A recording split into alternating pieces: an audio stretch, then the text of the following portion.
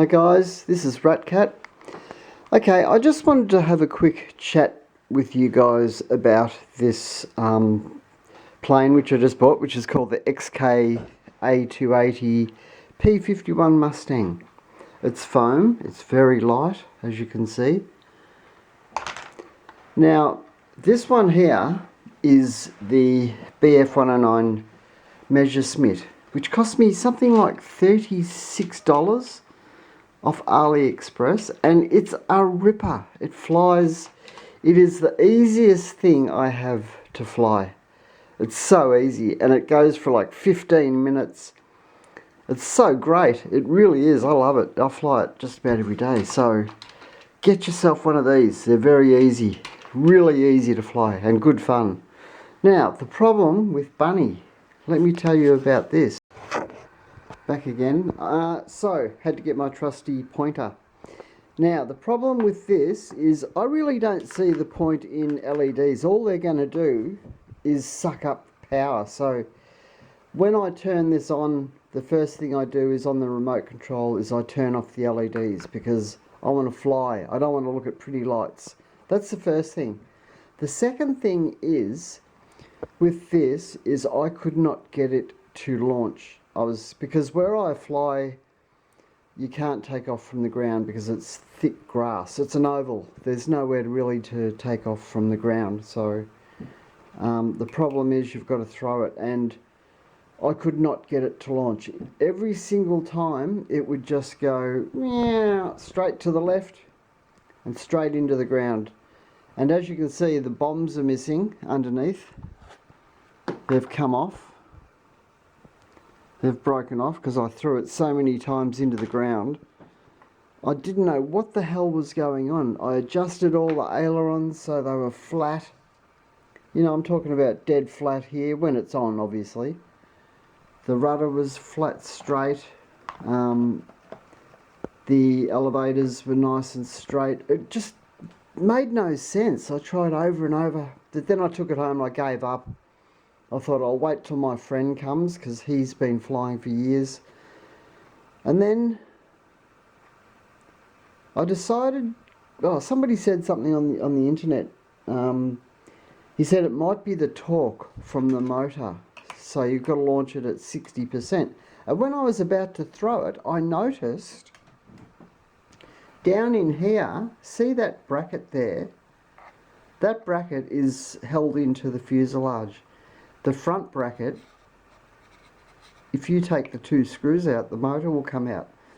And the screw on that side, on the right hand side, was hanging out by about 4 mil.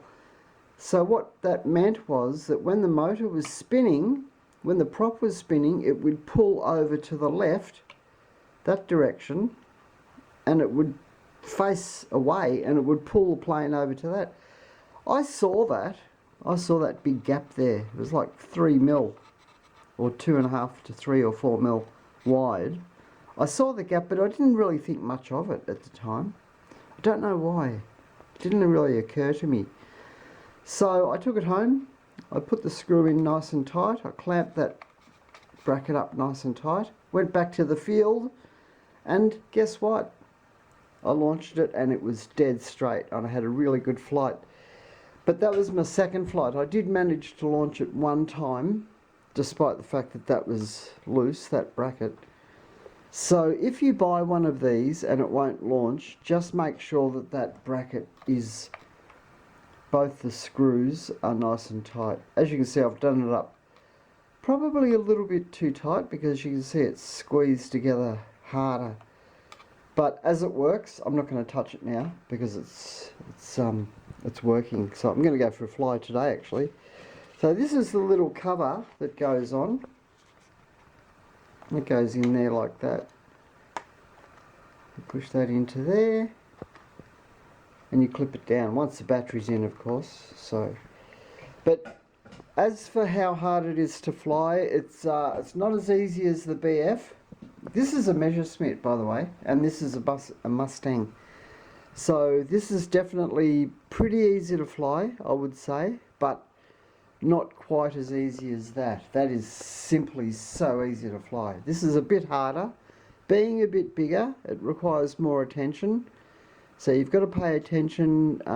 You've got to keep the power on. If you get a bit close to the ground and your power's down a bit, you could lose it and it could drop into the ground. But other than that, it's quite easy to fly. And I fly in a bit of wind with this one too.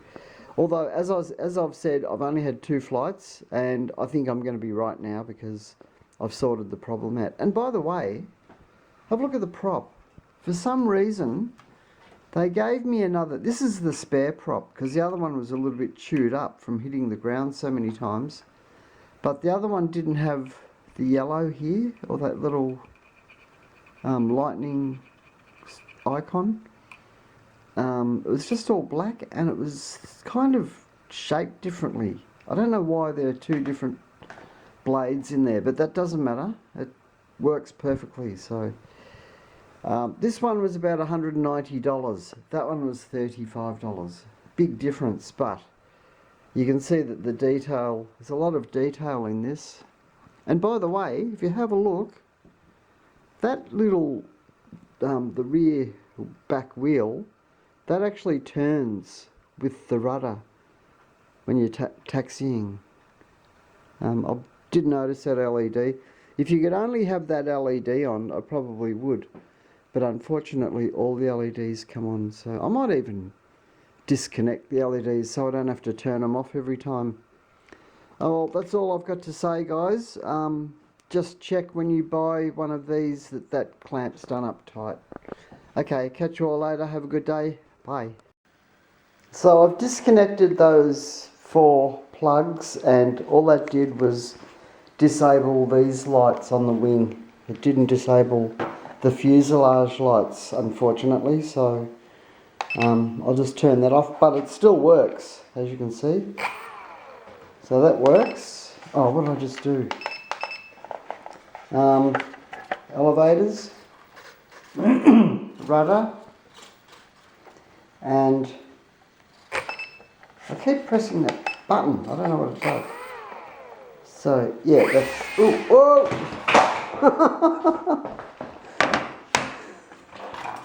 Not a good look. You don't want to crash off the table. That's another crash. Oh well. Damn.